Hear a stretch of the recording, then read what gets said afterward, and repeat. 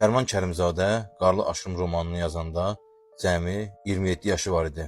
Bu əsər o zaman hissə-hissə Ulduz jurnalında çap olunurdu. 1971-ci ildə isə kitab halında oxucuları ilə görüşdü və roman qısa zaman ərzində İttifaq məkanında böyük rezonans yaratdı. Qarlı Aşırım romanına qədər yazıçının bir neçə əsəri çap olunmuşdu. Həmin əsərlərin hər biri gənc yazıcıya böyük uğur və oxucu məhəbbət gətirmişdi. Təsadüfi deyil ki, Fərman Kərimzadə 30 yaşında artıq SSR Yazıçılar İttifaqının üzvü idi. Qarlı Aşırıma qədər Azərbaycan ədəbiyyatında kollektiv təsərrüfatdan bəhs edən, o cümlədən sinfi mübarizəni əks etdirən onlarla əsər çap olunmuşdu. Məsələn, Yoxuşlar, Saçlı, Tərlan, Qəhrəman. Bu romanların hər biri 30-cu illər kollektiv təsərrüfat uğrunda gedən mübarizələri əks etdirirdi və nə qədər maraqlı, sənətkarlıq baxımından gözəl romanlar olsa da, hər halda dövrün ədəbi ştamplarından xali deyildilər. Ancaq Qarlı Aşırım romanı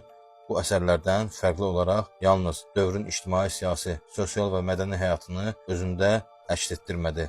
Bu roman özündən əvvəlkilərdən fərqli olaraq Azərbaycan oxucusunun qəlbinə, ruhuna yenməyi bacardı. Sinfi mübarizənin fonunda insanların daxili dünyasını, onların mənəvi keyfiyyətlərini bütün gerçəkliyi ilə tanıda bildi. Fərman Kərimzadə Qarlı Aşırımla xalqın üzünə bir güzgü tutdu. Xalq bu güzgüdə özünü gördü, özünü tanıdı, sevincinə, qəminə, ağrı-acılarına yaxından bələd oldu. Yazıçı bu əsərlə mövcud quruluşa boyun əyməyənlərin daxili aləminə baş vurdu. Onların mübariz ruhu ilə oxucunu tanış etdi. Kərbəlayı İsmailin monoloqunda həqiqəti olduğu kimi qorxmadan, çəkinmədən güc sahiblərinin üzünə söylədi.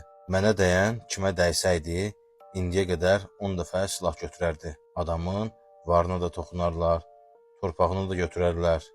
Nə olar? Elə bilərəm, əl çirkidir. Bəs hörmətə sözün nədir? Kişiliyə sözün nədir? Axı birdən-birə hər şeyi adamın əlindən almazlar.